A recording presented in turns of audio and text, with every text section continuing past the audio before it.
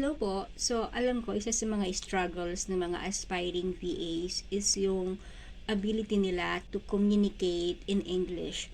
So, aaminin ko po talaga, isa po yan sa pinaka-requirement natin is yung at least meron ka pong communication skills using the English language. So, bakit po? Kasi po, English po yung pinaka-universal language dito sa virtual assistant industry.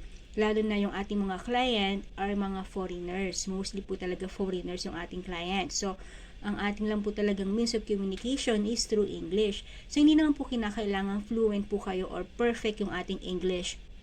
Ako po, hindi po ako perfect sa English. Conversational lang po yung aking English. Yung aking diction, pronunciation, kahit po minsan wrong grammar pa rin po talaga ako, lalo na po sa mga meetings.